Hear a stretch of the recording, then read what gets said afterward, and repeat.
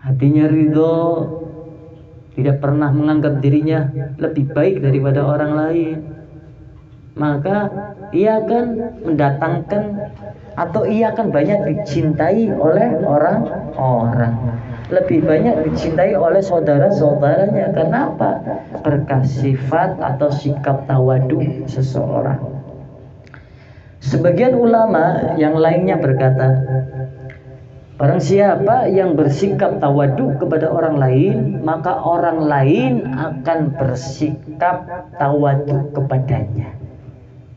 Kamu pingin dihormati orang lain, maka kamu hormati orang lain. Kamu ingin dihargai orang lain, maka kamu menghargai orang lain. Kamu ingin dibantu orang lain, maka biasakan kamu membantu orang lain. Kamu ingin hajatnya cepat diijabah Allah, dikabulkan oleh Allah, maka kamu sering memenuhi atau membantu hajat-hajat orang lain. Kamu ingin dimudahkan urusanmu, maka mudahkanlah urusan orang lain. Karena segala kebaikan itu akan kembali kepada kita atau diri kita sendiri. Ingin banyak diberi orang lain, maka kamu banyak memberi. Jadi ketika ada hajat butuh sesuatu, kamu gak ada apa-apa karena kamu sering memberi orang lain lewat hartamu, Allah akan gerakkan orang-orang yang kamu sendiri gak ketahui ataupun orang-orang yang jenengan kenal agar dibukakan hatinya, agar memberi kepadamu ketika engkau memiliki hajat perkara duit, kasari ngomong. Paham ya? Pingin kamu jadi orang mudah urusannya, mau nikah mudah urusannya, punya anak mudah urusannya, didik anak mudah urusannya, ya. Pingin bangun rumah mudah urusannya, pingin beli motor mudah urusannya, maka mudahkan urusan orang lain, mudahkan hajat orang lain. Jangan hajatnya ingin diijabah Allah, jangan hajatnya ingin dikabulkan, pingin cepat dikabulkan, pingin mudah urusannya ya Allah, pingin hajatnya gampang, rezekinya gampang, tapi kon mudahkan hajat orang lain, bantu hajat orang lain, mudahkan urusan orang lain, menolong orang lain, sitik atau males, bahkan menutup mata, tidak peduli kalau sudah satu kali bantu, cukup aja satu kali lah bantunya. Ya nanti Allah bantu jenengan juga satu kali dong, karena kebaikan akan dibalas dengan kebaikan. Antum melakukan kebaikan akan kembali kepada diri kamu sendiri. Semakin banyak melakukan kebaikan dengan memenuhi hajat-hajat orang lain, maka semakin banyak pula Allah akan memenuhi hajat-hajatmu. Sedangkan hajat kita itu sangat banyak, apalagi perkara dunia. Itu kuncinya. Ning kowe duwe hajat wis syukur wis mumet, ora ndek duit, utange akeh, ora ndek duit. Mudahna hajate wong. Aja pelit-pelit. Buat tik tenaga, tik pemikiran, ono harta tik harta. Seanane apa kerahna awakmu, nggo bantu hajate wong, mudahna urusane wong. Kenapa? Semakin akeh mudahna urusan orang lain, semakin mudah urusanmu. Orang percaya buktikan. Buktikan. Enggak percaya. Alhamdulillah saya sudah membuktikan. Saya sudah membuktikan, dan pembuktian itu akan berlanjut sampai saya mati. Enggak harta saya mudahkan hajat orang lain, enggak lewat ilmu, enggak bantu rumah tangga orang, enggak nolong orang lewat mengobati. Apapun saya kerahkan, harta lewat harta, tenaga lewat tenaga, sampai tangannya pun demblenting aku. Gara-gara macul, bantu hajati wong, bantu wong gawe pondok, bantu wong gawe majelis. Sudah saya lakukan semua itu. Sampai-sampai yang paling sepele, orang naik motor bensinnya habis, bane bocor, nyong ora kenal lewat. Tak bantu, ternyata ketika nyong mobilnya mandek, sing dorong mobil aku akeh. Allah itu tidak buta. Kebaikan sekecil apapun Allah akan melihat, dan Allah akan memberikan kebaikan yang pernah engkau berikan kepada orang lain sesuai waktu sing pas. Pasti kapan? Ada orang ngadain maulid akbar, majelis-majelis, saya bantu.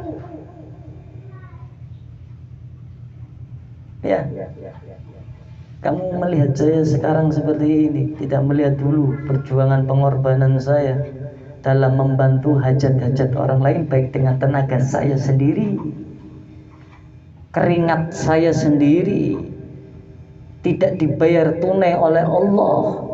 Allah goda uji lagi sampai beberapa tahun, sampai sekarang pun masih diuji oleh Allah, masih diberikan nikmat oleh Allah. Orang-orang tanpa mengetahui saya di mana, dengan sendirinya mengetahui. Sekarang majelis lagi dibangun, Allah kirimkan orang-orang berkata apa?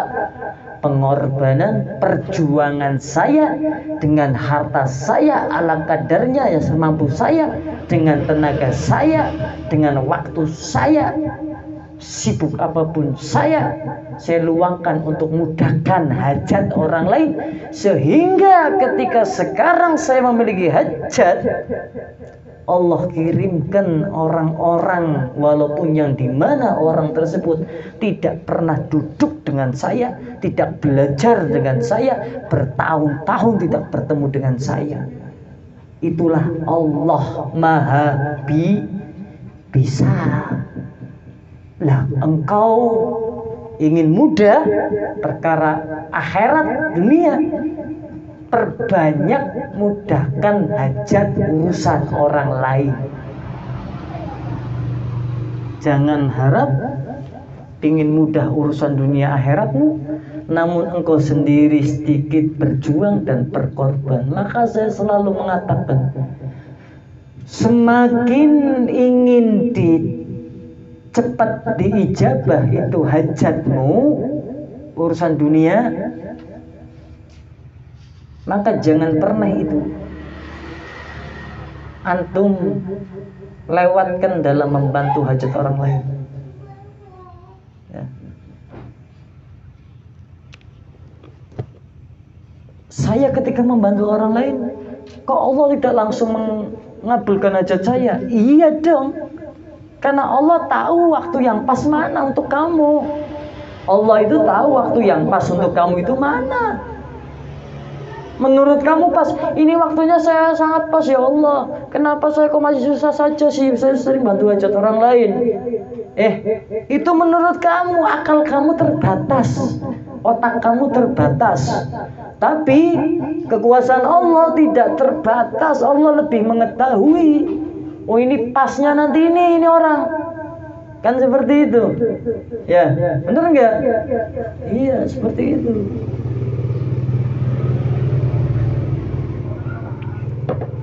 Pesan saya jadi orang yang suka menolong lah. Menolong jangan hanya di waktu luang. Sesibuk apapun, sempatkan dirimu untuk menolong orang lain, memudahkan hajat orang lain.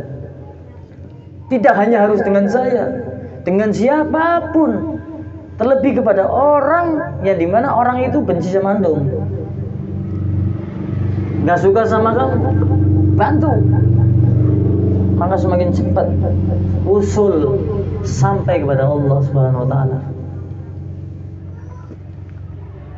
Makanya jikalau ingin mendapatkan apa-apa yang baik dari Allah, maka berlaku baik juga kepada makhluknya Allah.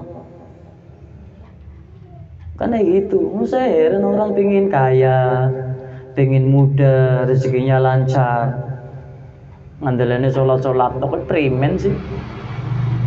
Perkara wajib sudah sewajibnya, itu haknya Allah yang ada pada diri kita. Jangan seperti itu. Inna sholati wa nusuki wa mahyaya wa mati lillahi rabbil alamin. Hidupmu, matimu hanya untuk Allah. Semuanya karena Allah, dari Allah, untuk Allah. Wis wajibe Allah duweni apa sing Allah ciptakna. Apa maning kewajiban yo ngena usah domongna.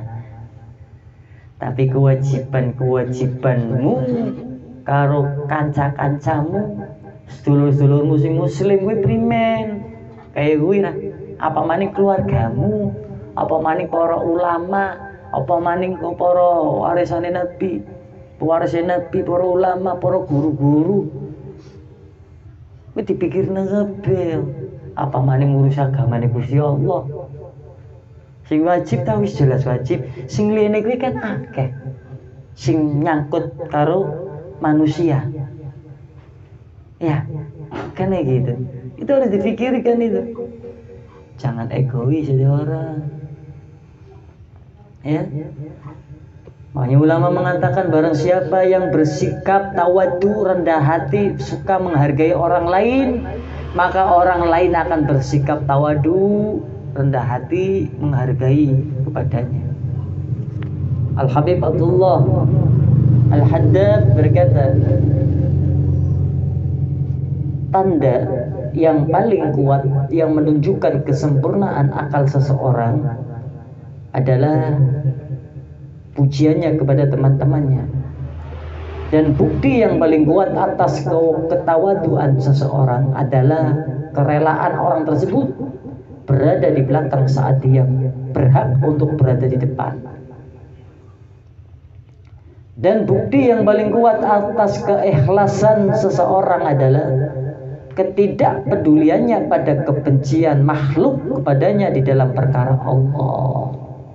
Saya jelaskan apa yang disampaikan oleh Al-Habib Abdullah Al-Haddad. Tanda yang paling kuat yang menunjukkan bahwa seseorang itu memiliki kesempurnaan akal dalam berpikir, itu adalah pujiannya kepada teman-temannya. Iya, orang yang sempurna akalnya, yang bisa tahu mana benar, mana salah, mana yang harus didahulukan dulu, mana yang nanti dikerjakan dulu, mana yang tak pending dulu, mana yang harus saya lakukan dulu. Orang yang sudah bisa gitu berarti sempurna akalnya. Sholat wajib hukumnya. Sholat hukumnya wajib. Mau sholat tadi habis tukaran marah. Apa sholat dilakukan dulu atau menghilangkan marahnya dulu? Kan gitu. Kalau sempurna akalnya atas ilmu, dasar ilmu, marah saya hilangkan dulu. Saya nggak mau menghadap Allah dalam keadaan marah, walaupun yang saya lakukan sholat wajib hukumnya. Paham? Saya capek, tidur, mengistirahatkan badan saya. Baik nggak? Baik. Tapi saya hari ini rutinan mengistiqomahkan amal saya. Jikalau akalnya sempurna, maka ia akan bisa mana yang harus dikerjakan dulu. Apakah tidur untuk mengistirahatkan badan saya? Karena dari pagi sampai malam tadi saya bekerja capek. Atau saya menjaga istiqomah saya untuk urusan akhirat saya. Walaupun masih ada malam Jumat depan atau rutinan selanjutnya. Jika akal orang itu sempurna, jernih, maka ia akan tahu mana yang harus didahulukan. Apa yang didahulukan? Ya, menjaga keistiqomahannya dalam menuntut ilmu agama, dalam amalnya, dalam perkara akhirat. Walaupun tubuhnya capek dari pagi sampai malam bekerja dan niatnya tidur biar tubuhnya nggak sakit, kan nggak salah tidur biar nggak sakit. Tapi kalau orang berpikirnya cerdas, sempurna akalnya, maka di situ ia akan tahu mana ini yang harus saya lakukan dulu. Walaupun tidur dulu nggak apa-apa. Paham ya? Jadi seperti itu.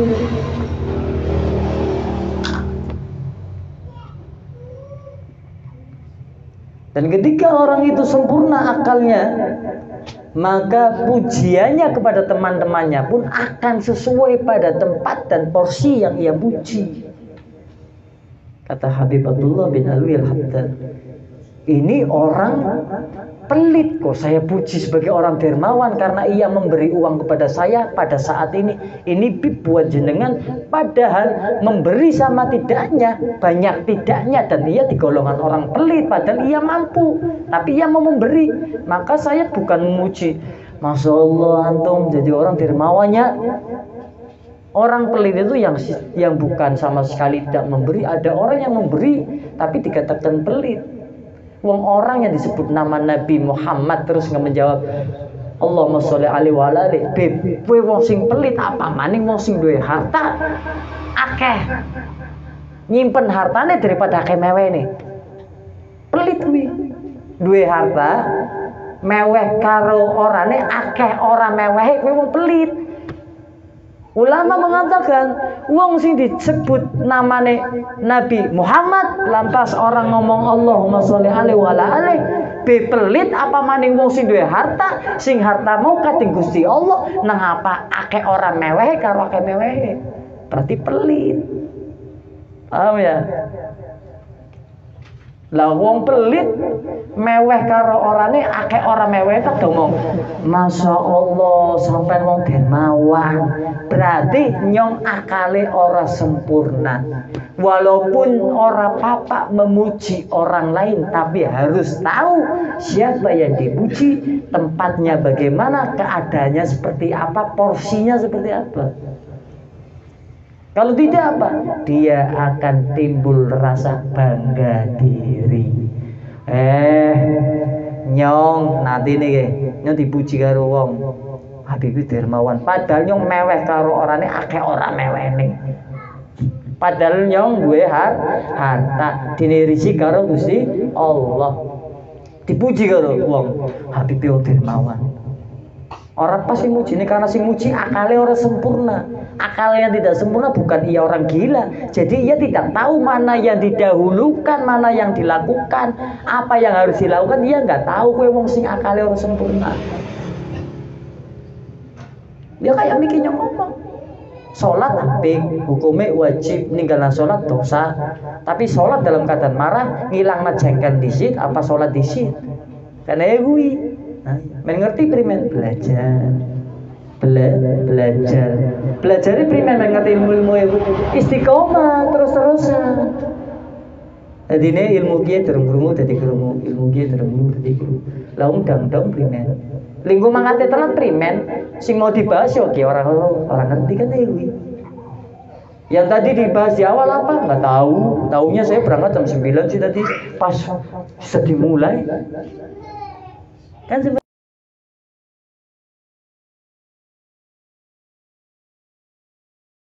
dengan apa waktu yang kita beri, waktu yang kita terima dari Allah, kita masih dihidupkan. Ya, telat maning.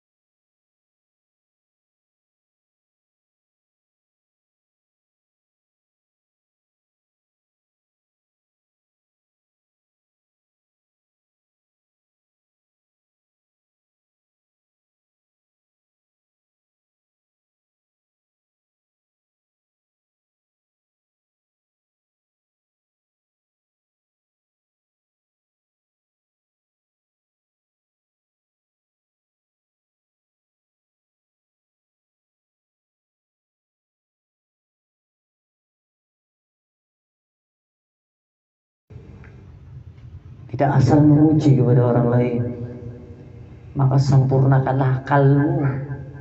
Ya. Makanya tanda yang paling kuat yang menunjukkan kesempurnaan akal seseorang adalah pujiannya kepada teman-temannya itu bagaimana. Pas ora kon muji wong kuwe. Jadi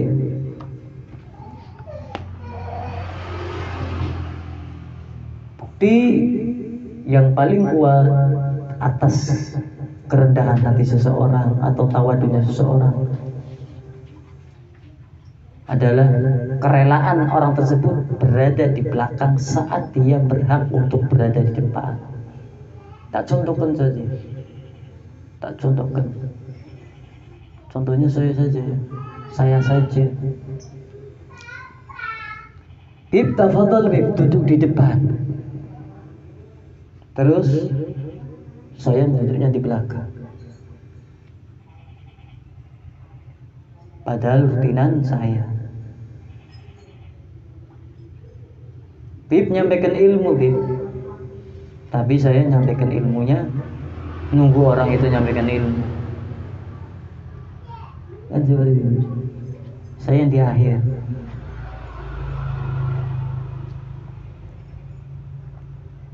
Monggo jenengan lampah riyen. Jenengan lampahe nemu. Iku bukti sing paling kuat wong kowe tawat.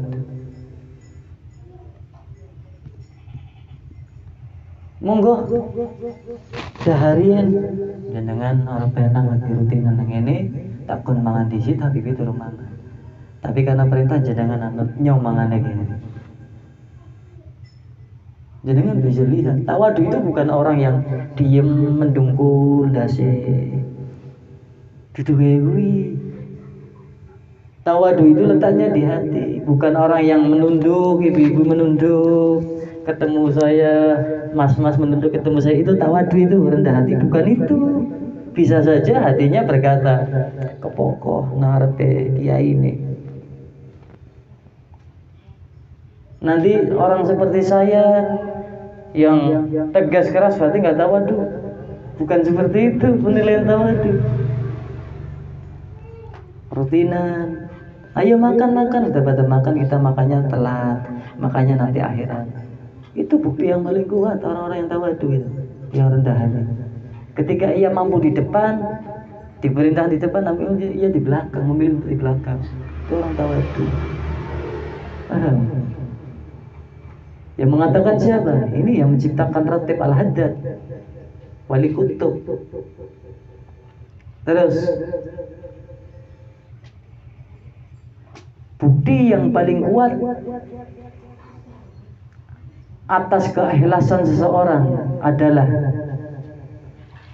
ketidakpeduliannya pada kebencian makhluk kepadanya di dalam perkara Allah. Ingat deh, wong-wong sing ikhlas berjuang menegakkan agama Allah, berjuang dakwah di jalan Allah, ikhlas dalam menyampaikan ilmu, ikhlas dalam mengajarkan ilmu. Itu bukan orang ikhlas dalam mengajarkan ilmu berarti ayo urunan kudu terbang ora ikhlas kae. Dudu kuwi, aja mikire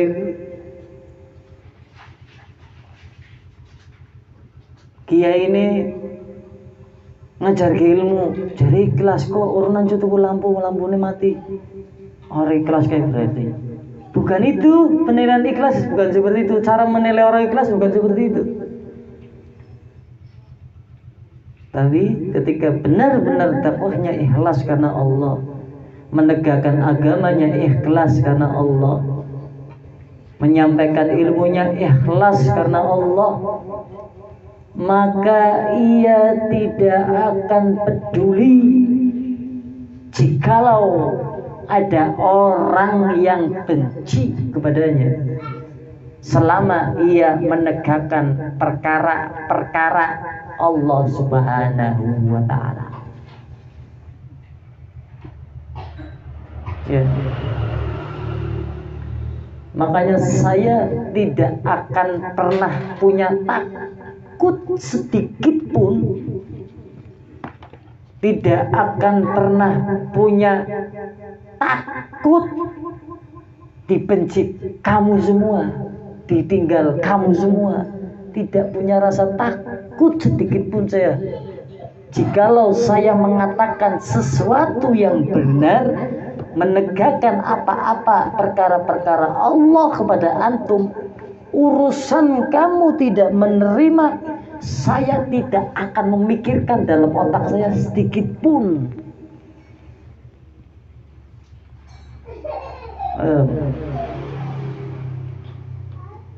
Karena apa? Saya lagi melatih ikhlas saya,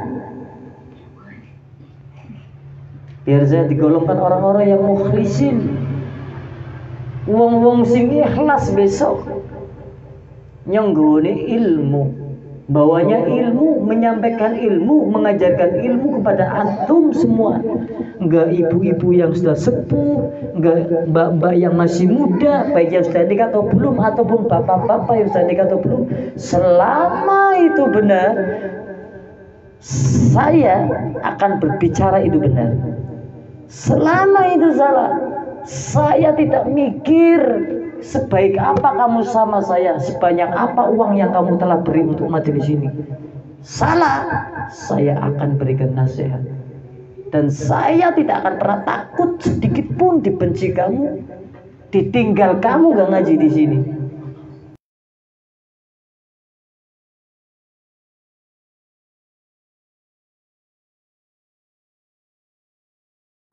Saya jika masih tersaut, terpaut, terkait, jika ingin menyampaikan sesuatu yang baik kepada kamu, lantas saya malu, lantas saya nggak enak karena kamu banyak membantu majelis, karena kamu sudah tua, baik ibu-ibu atau bapak-bapak, berarti saya wong sing ora ikhlas dalam berdakwah.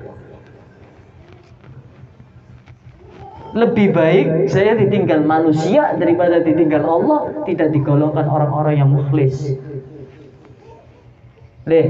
Loe apik dipandang Allah sae apa dipandang wong sae, tapi dipandang Allah sae.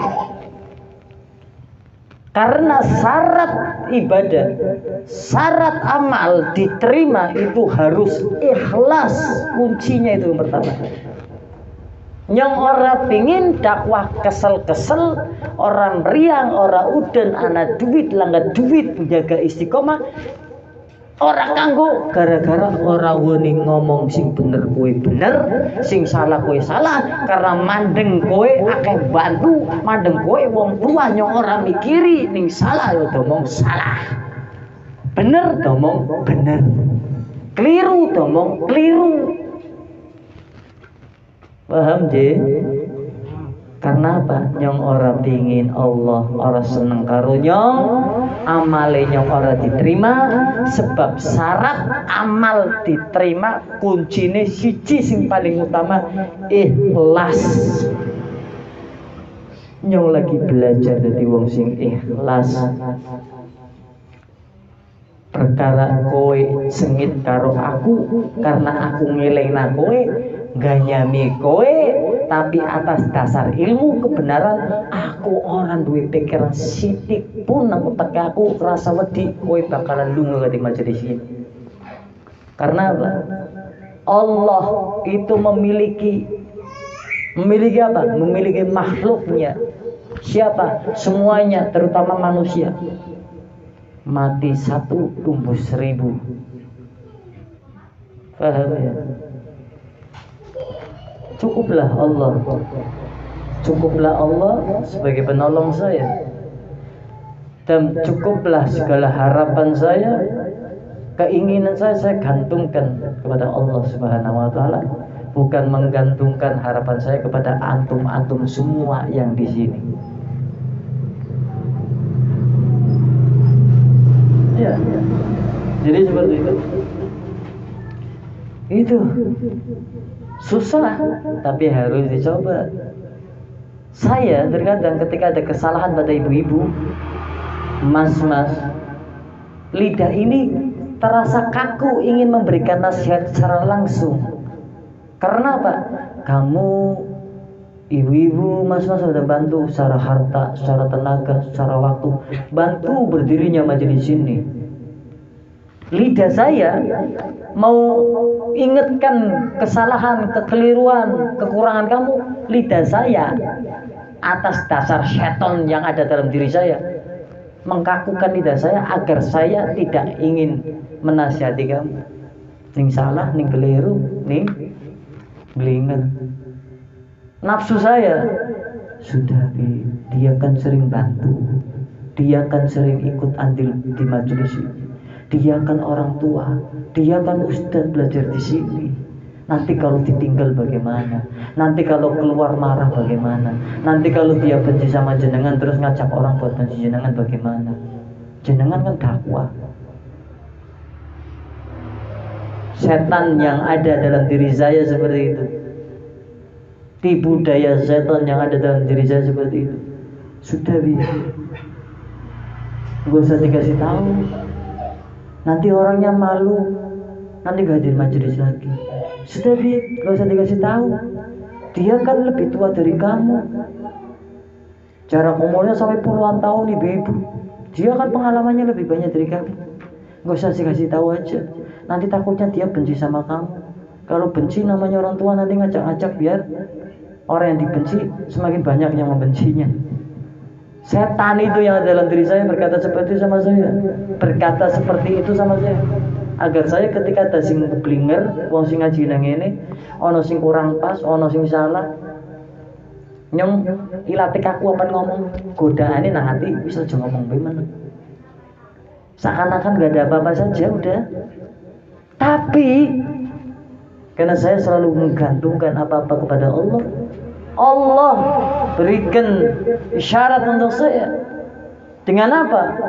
Astagfirullahaladzim. Berkat kena kemuliaan Nabi, berkat berkahnya Nabi, saya diingatkan pada waktu itu. Kamu lebih memilih mendapatkan ridho manusia atau lebih memilih mendapatkan ridho Allah dan Rasulnya? Sampaikanlah itu walaupun itu pahit. Sampaikanlah itu walaupun yang disampaikan itu orang yang lebih tua darimu. Sampaikanlah itu walaupun orang yang disampaikan itu orang yang berilmu atau seorang ustadz ataupun kiai. Sampaikanlah itu kebenaran. Ingatkanlah karena itu cintamu kepada dia, perhatianmu kepada dia, kasih sayangmu kepada dia, agar engkau dan dia sama-sama menuju jalan yang Allah, jalan yang dari Allah. Sampaikanlah. Perang batin tetap. Tapi ya, saya nata niat, saya menguatkan niat lagi. Bismillahirrahmanirrahim. Weh, ojo wewi. Ibu-ibu, mas disiplin mangkat deh. Sering saya terkadang marah. Tapi marah saya, insya Allah untuk kebaikan antum. Bukan marah saya bersumber dari hawa nafsu saya yang marah tanpa sebab. Tapi kayak tadi, ya.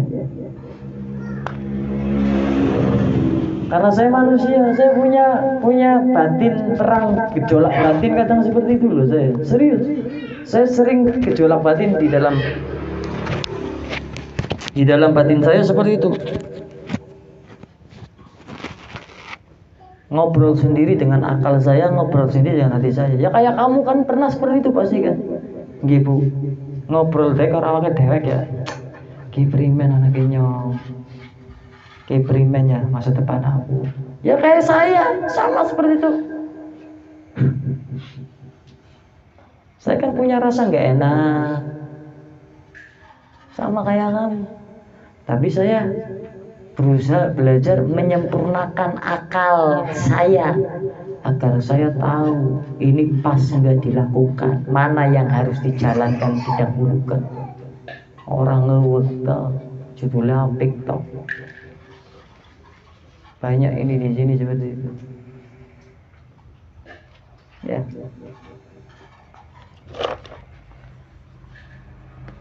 Jadi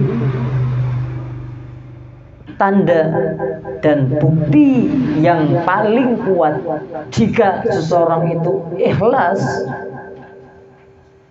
ialah ia tidak pernah peduli pada kebencian manusia kepadanya di dalam ia menegakkan perkara atau syariat-syariatnya Allah Subhanahu wa ta'ala. Orang mikiri loh. Oh ya, orang mikiri ngerti ya? Cuek. Orang mikiri kon sengit karo nyong pantora. Ya, benci sama saya terserah. Mau zalim pada saya, nyantet, mau berlaku buruk apapun terserah. Saya nggak takut. Seperti itu.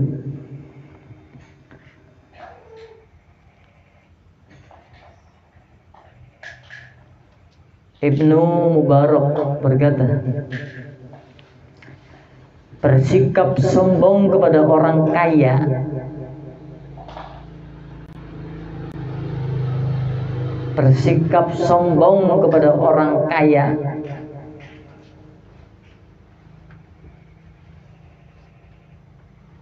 bersikap tawadu kepada orang fakir itu termasuk daripada sifat tawadu.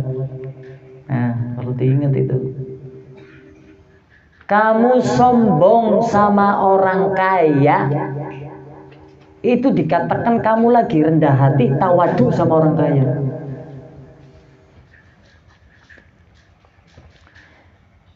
Ibnu Mubarak berkata, bersikap sombong kepada orang kaya. Kenapa? Kalau ada orang kaya menawarkan bantuan kepadamu, langsung jangan kamu ya, sini saya bantu. Sini ya, saya katanya mau bantu saya, diuduk-uduk terus. Sombong karo wong sugih. Paham? Saya sombongnya sama pemerintah, nggak mau terima subsidi.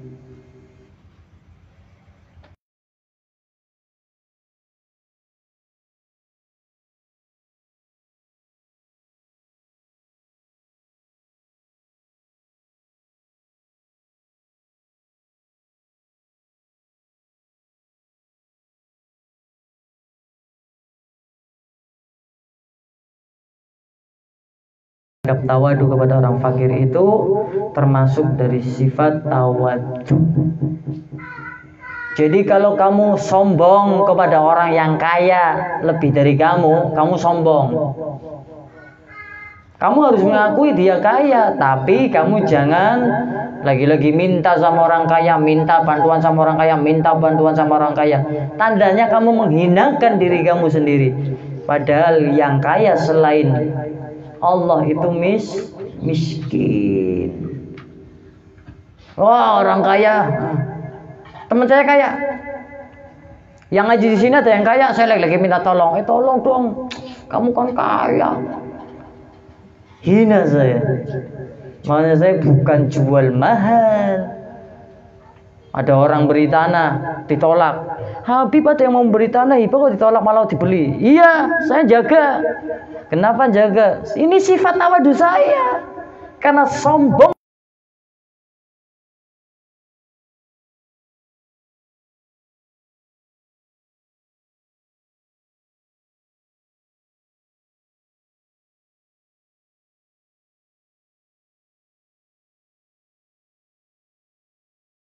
Ada yang kaya selain daripada Allah.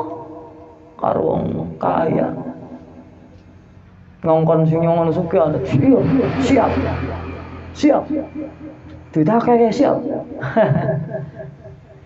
Yang kaya selain Allah miskin. Maka sombong kepada orang kaya.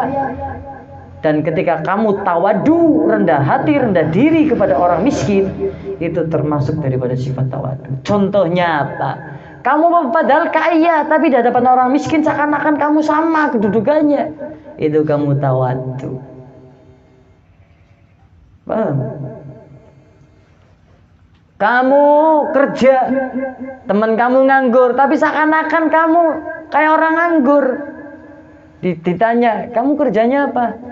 Ya intinya kegiatan apa bu ya, yang penting halal. Untuk menghargai perasaan teman kamu yang nganggur. itu kamu tawadu.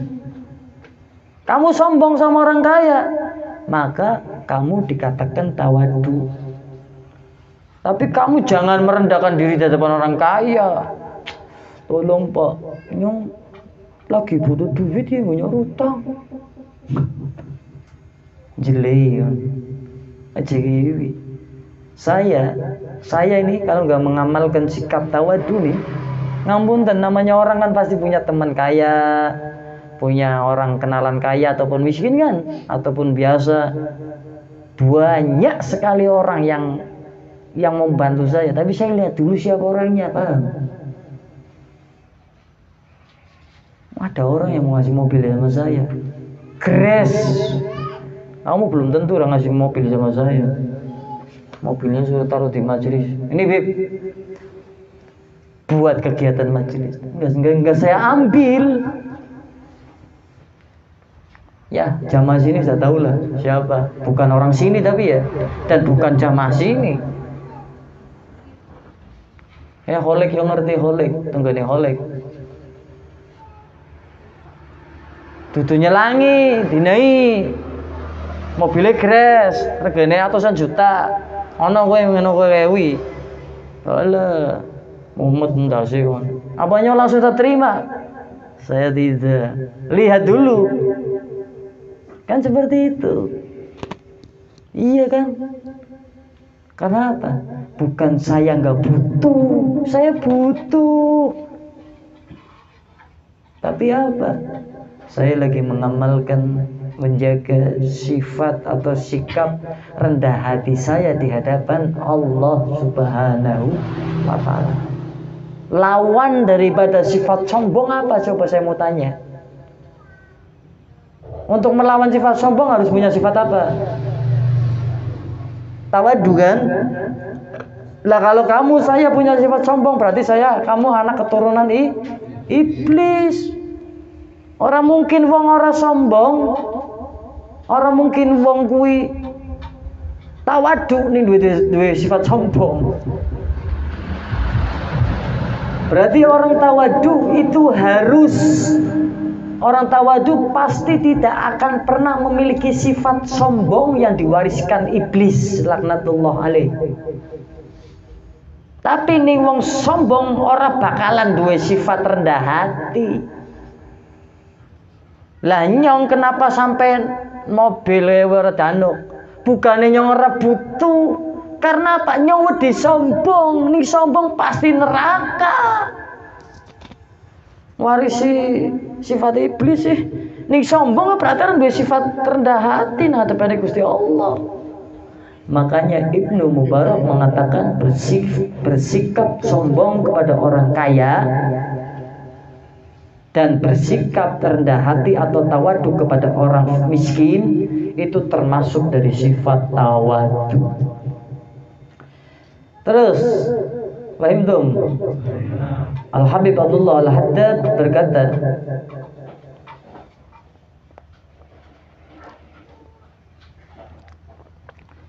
Al-Habib Abdullah Al-Haddad berkata, yang dimaksud perkataan Ibnu Mubarak sombong kepada orang kaya itu, maksudnya kata Habib Abdullah ini menafsirkan daripada perkataannya Ibnu Mubarak. Yang dimaksud kita harus sombong kepada orang kaya itu kenapa? Maksudnya Habib Abdullah pencipta Ratib Al-Haddad itu mengatakan seperti ini. Bersikap sombong kepada orang kaya itu hendaknya dia menampakkan di hadapan orang kaya sikap kemandirian bahwa saya itu mandiri.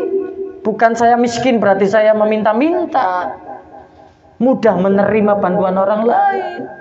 Kata Habib Abdullah bin Alwi Al-Haddad, bersikap sombong ia menafsirkan daripada perkataan Ibnu Mubarak, bersikap sombong kepada orang kaya maksudnya hendaknya dia menampakkan di hadapan orang kaya sikap atau sifat kemandiriannya dan tidak membutuhkan ulurannya.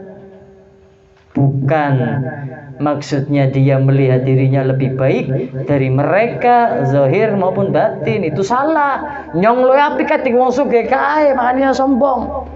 Nyong melarat Pak sombong karo wong sugih. Bukan itu maksudnya, tapi maksudnya kamu tunjukkan itu sifat mandiri kamu. Kamu tidak butuh uluran bantuan atau uluran tangan orang kaya tadi. Paham ya? Jangan mudah terima saja dibantu ya. Iya, matur nuwun ah. Njaluk tolong maning. Hina kamu. Ana apa sing kuwi? Akeh apa langka?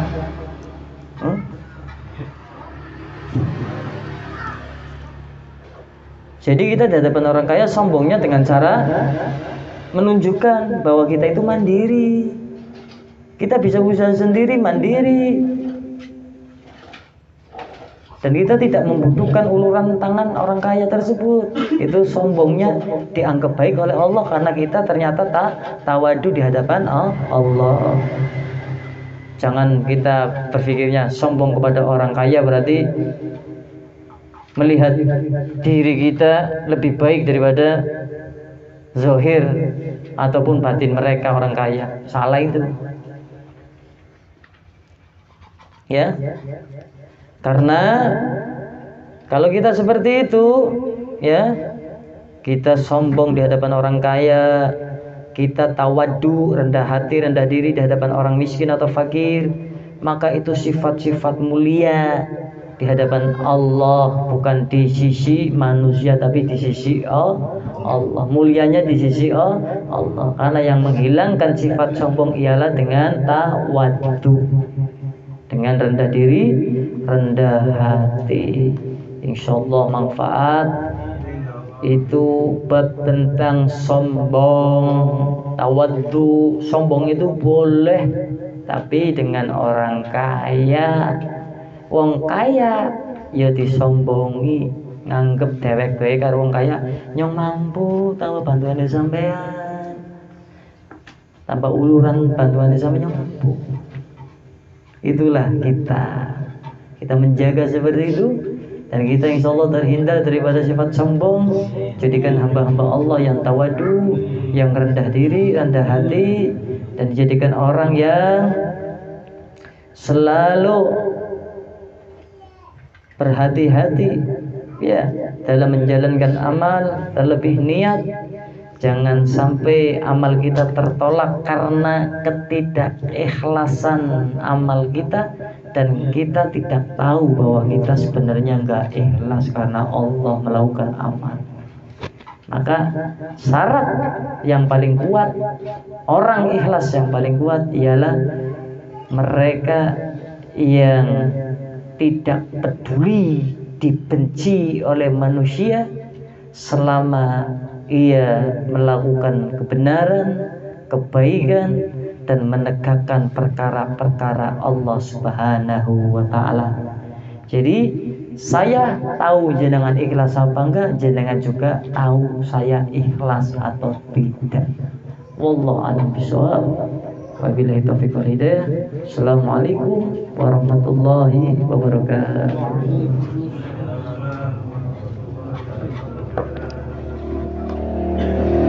Ya Rabbana tarafna bi'anana tarafna wa anana asrafna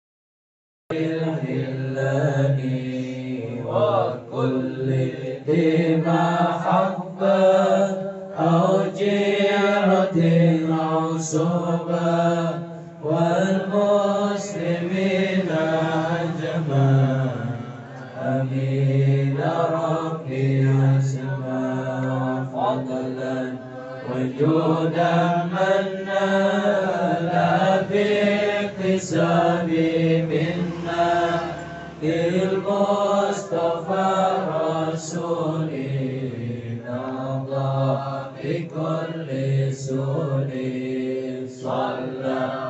وسلم ربي عليه هدى الحق وآله وصحبه عدد تخصيص والحمد لله بالباء والثناء والحمد لله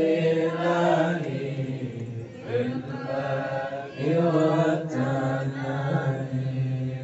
الحمد لله رب العالمين.